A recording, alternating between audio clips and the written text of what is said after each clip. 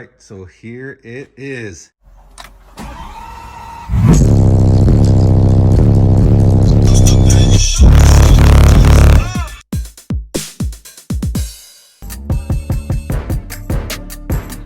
All right, y'all, gonna do a little sneak peek of the test fit I got here of how I'm gonna be running these things. So let me lift that up. Oh, sorry for the video work there.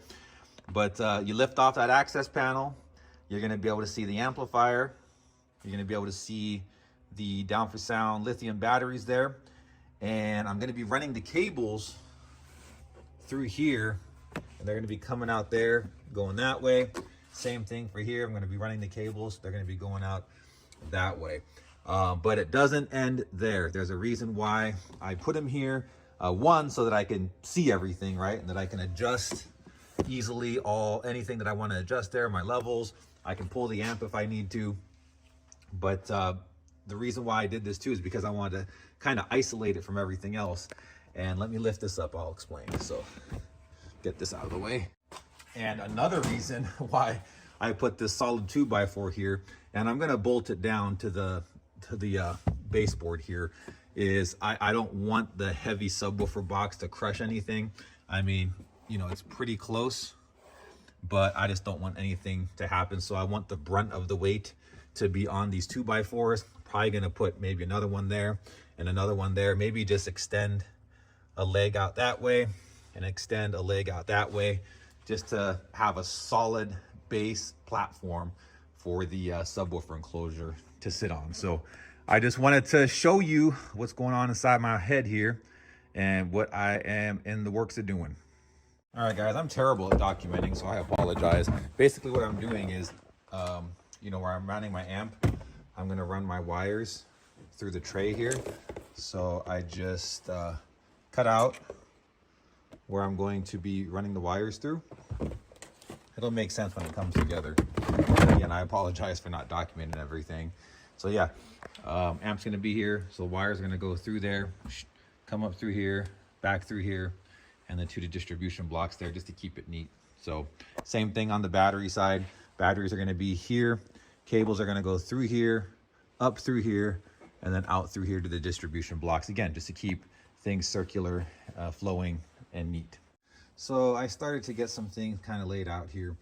So I wanted to cut another board to mount. This kind of fits right in there. I'm gonna carpet this gray as well, but this is where I'm gonna mount the fuse holders. This is where I'm gonna mount the distribution blocks. And it's just gonna be nice and clean. And that's the whole point and goal here. So gonna get busy. My back is absolutely killing me, so I think I'm gonna throw in the towel for the day. I got the power wires ran on that side. Just need to run them on this side, and I think we'll be good. Whew. All right, so I have reached a stopping point for now because my back is killing me. So I got the 2 grounds coming in from the front, 2 powers coming in from the front, power distribution blocks. Got the 2 D4S LTO 6.0s. And then from the distribution block, feeding the Sundown SFB 8000D. So here it is, and all this is going to be covered up when the sub is there, with the exception of the access panel. So I'm going to go ahead and throw that on now so you can take a look. Here it is with just the access panel removed. And all that there are just speaker wires that are going to be ran to the subwoofer. But there it is. There it is, completely closed off. And no one's the wiser of how much work was put in underneath there. All right, so here it is. Finally done.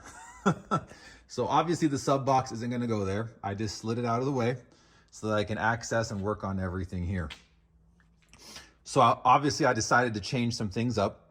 My original plans, things got crowded, couldn't do what I wanted to do, but that's typically how it works when you're doing a build. You just go with it. So let me go ahead and just lay out and explain everything there. Like, for example, I was gonna put the cooling fans there. I wasn't realizing how many cables were gonna be in the way, so I had to move them here, and I did it here for a reason. I'll explain why. One of them sucks in and the other one blows out. So there's gonna be some decent circulation in there. So here we go. We got 2 power wires coming from the front battery coming to the rear. And then we got 2 grounds. We got one from the engine block coming to the rear, and then we got one from the alternator negative post, direct ground coming all the way back. So 2 grounds, 2 positives. We got my D4S 6.0 lithiums here, LTOs. We got the 2 positives going to the positive distribution block over there. We got the 2 negatives going to the negative distribution block. And then my SFB 8000, we got 2 runs of positive and we got 2 runs of negative. I was thinking of doing double inputs, dual inputs, but again, it's such a short run and my electrical is already so solid that I don't think I need it, honestly. I might get a few extra watts out of it, but you know what? At the end of the day, oh well, I think it's gonna be just fine. And then I got my relay there, which I have mounted to run my cooling fans. I'm gonna run a switch up there. As a matter of fact, you see it right there, right in the center there, to turn my cooling fans on. And let's see here, what else? I have a little neon light there to come on with the stereo to just kind of create a little glow here in the amp battery compartment, which I think will look pretty cool at night. But there it is. And then these wires here, these are what's going to go to my speaker, my subwoofers. Those are gonna play my subwoofers. Those are 8 gauge speaker wires. So should be enough to run my DC level 5s.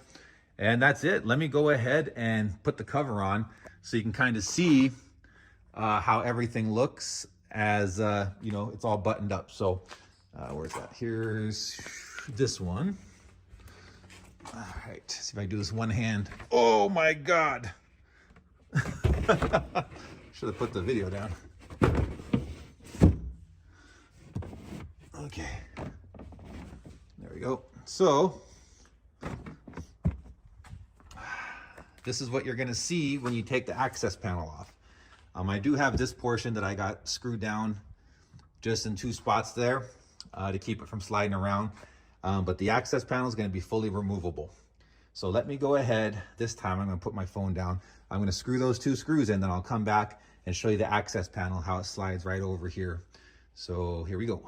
So there is the rear access panel screwed down, which is only held in by 2 screws. So if I need to, you know, change a fuse or redo some wiring or mess with the relay, very simple to do. But you know, everything that I need to access right away is right here, specifically the settings on the amplifier, all that good stuff here. So here is the access panel that I made. I got a couple handles here to grab it easy. I'll explain what that bar is here in a bit. But yeah, it basically just slides right on. Look at that. Unbelievable. And the fans, again, I believe this one blows and that one sucks. But you get what I mean. So one of these fans is going to be putting in cold air from the outside atmosphere here. Or if this is shut, this is open to the cabin, right? It's not blocked with anything. So this one will be blowing. I keep forgetting. Blowing, sucking, blowing. I don't know. But I'll turn it on and figure it out. But yeah, one of them is going to be bringing in cold air and the other one's going to be extracting the hot air. So the amp will stay extremely cool, even with this access panel on. But you know, I don't know. The reason why I have it on too, I'll show you why. It's because of this bar here. So if I'm parked and demoing, then I'm just going to take this thing off. But if I'm driving down the road, then yes, I'm going to need this on. And I'll explain why that is right now. So the seats are still currently down. I should flip them up here, but when the seats are flipped up, they're pushed right up against the edge of this box here, and the box is pushed right up against the edge here to keep it from sliding around. You see? So it's like it's held in perfectly by the back seats locking in, and then this little tab here. And how you access the access panel, I did it this way on purpose so that some of the weight of the box is holding the access panel down, because with the port right here, I'm sure that thing will be flipping and flopping like a beached seal. So I wanted a little bit of the box to cover it. So all I would do is just push it back a little bit, right? Doesn't even have to be that far, just to the separation there. And then I can go ahead and lift off my access panel, right? But like I said, during demos in a parking lot, I'm probably just gonna keep it like this, right? To keep everything even cooler. Because like that, the amp's gonna have, you know, more than enough air to breathe. But driving down the road, you know, I just can't have it sliding around, obviously, right? Because the box will just, even with the heavy subs, they're gonna slide around. So that's why I have that nice barrier there. Pull it right up against it, nice and tight. And then when the seats lock in, it doesn't move a millimeter. So let me do that real quick so you can see. As you can see, the seats are locked into place. Box is pushed right up against it, and it's right up against that rail there. So, I mean, literally, it's not moving at all. So, there it is. Leave a comment below. Tell me what you think of the install. I'm still waiting on my subs to come in, which should be here the beginning of next week. So everything's pretty much set. Under the hood's done, the wires are run, bass knob is ran, cooling fans in, amp installed, batteries installed. Everything's ready to go. I'm only waiting on my subs. Once I get those in, install them, wire them up, and I'm gonna be playing my first demo on this amazing system. So I'm excited. Let's make this thing happen.